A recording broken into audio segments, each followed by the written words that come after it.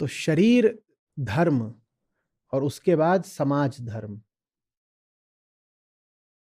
इन दोनों धर्मों पर नहीं चलना है। शरीर जो बता दे वो धर्म नहीं हो गया आपका। शरीर ने कह दिया चलो खाओ, अरे भाई 4 और लोग हैं जो ज्यादा भूखे हैं, शरीर लेकिन दूसरे की भूख अनुभव तो कर ही नहीं सकता, ये संभव ही नहीं है। आपके सामने कोई बहुत भूखा भी व्यक्ति बैठा हो, आप कितनी भी करुणा रख लीजिए, लेकिन उसकी भूख है, आप अपने पेट में नहीं अनुभव कर पाएंगे। तो शरीर तो बोलेगा खाओ, ये शरीर धर्म है, इसका पालन नहीं करना है। समाज धर्म क्या है? जो चला आ रहा है उसी को आगे बढ़ाओ, न कोई अपनी सोच होनी चाहिए, न कोई मौलिक चेतना होनी चाहिए।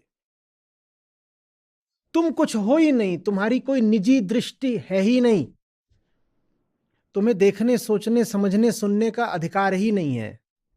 यह समाज धर्म है। समाज धर्म कहता है कोई भी चीज ठीक इसलिए है क्योंकि वो हमेशा ठीक मानी गई। तो शरीर धर्म पर नहीं चलना है, इस ऐसे समाज धर्म पर नहीं चलना है। समाज धर्म को आप समूह धर्म भी बोल सकते हो, समुदाय धर्म बोल सकते हो, समय धर्म बोल सकते हो, क्योंकि अतीत से आता है, जैसे भी बोलना चाहो।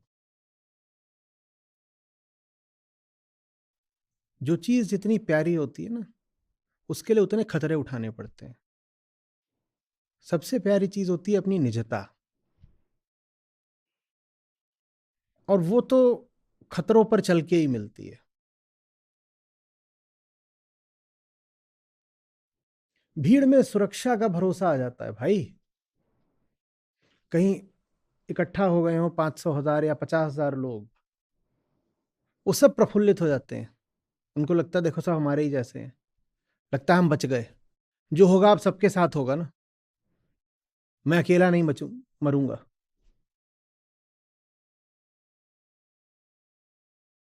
लेकिन भीड़ में आपको उस तरह की खोखली सुरक्षा की भावना भले मिल जाती हो, लेकिन जो चीज सबसे कीमती है वो पीछे हो जाती है, निजता आपकी। भीड़ में कोई निजता होती है? भीड़ में सुरक्षा होती है, कुछ निजी कहाँ होता है भीड़ में, बताओ? होता है? भीड़ का चयन करने का मतलब ही है अपनी निजता का सौदा कर लेना।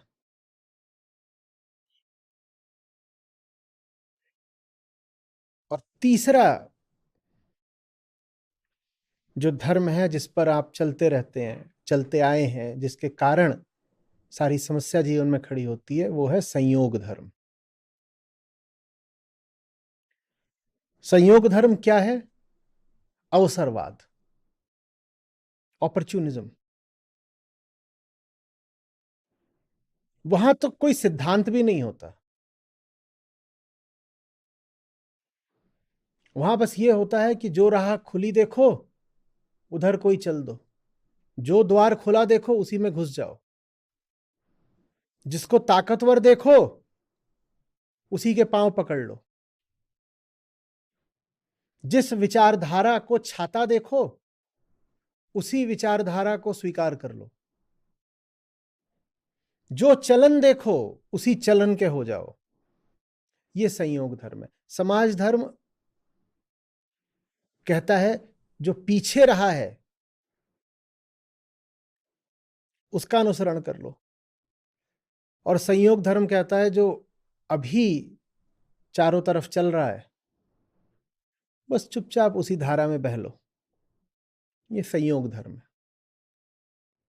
कोई पूछे फलाना काम क्यों किया, क्योंकि आजकल यही तो हो रहा है। अब आजकल जो हो रहा है वो तो एक संयोग है, हो सकता है न भी होता। तुम्हारे यहाँ हो रहा है, 100 मील दूर चले जाओ, किसी दूसरे देश चले जाओ तो वहां नहीं हो रहा है, पर आपने संयोगवश जो होते देखा, आप भी वैसा ही करने लग गए। ये संयोग धर्म है। क्यों ऐसे कपड़े पहनते हो? क्योंकि सब ऐसे पहनते हैं। अच्छा, उत्सव मनाना इस तरीके से क्यों मनाना है जैसे मनाने की सोच रहे हो? क्योंकि आजकल ऐसा ही चलता है, आजकल ऐसा ही चलता है। जो चलता है वही करना संयोग धर्म है।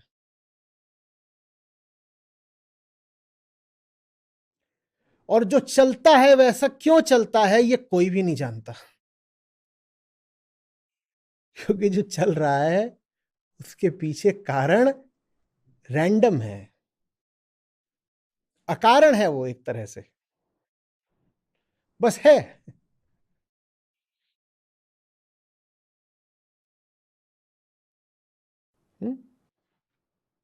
क्यों खा रहे हो मांस? मेरे मेरे परिवार में सब खाते हैं तो मैंने मैंने खाना शुरू कर दिया। और तुम्हारे परिवार में तो कोई नहीं खाता, तुम क्यों खा रहे हो? नहीं, मैं हॉस्टल आ गया था, हॉस्टल में सब खाते थे तो मैंने खाना शुरू कर दिया।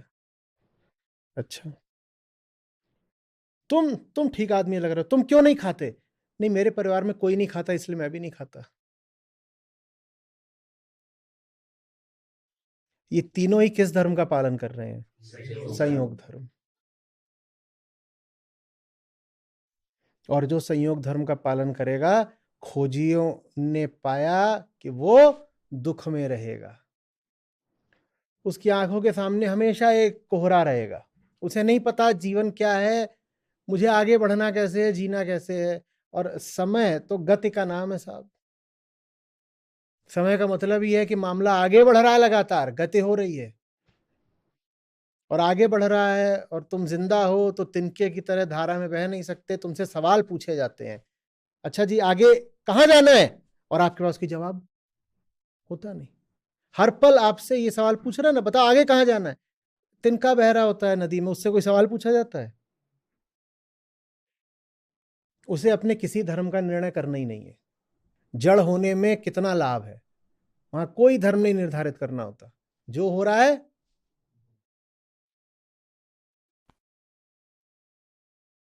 पर आपसे तो सवाल पूछे जाएंगे,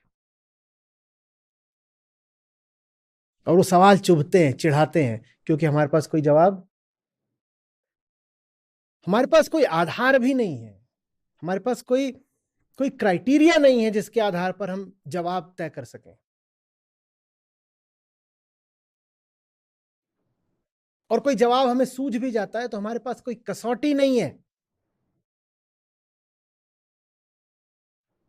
जिस पर परख सकें कि ये ठीक है कि नहीं है। कहीं ऐसा तो नहीं कि बस शरीर से एक आवेग उठा और हमें लगा यही तो अभी धर्म है हमारा।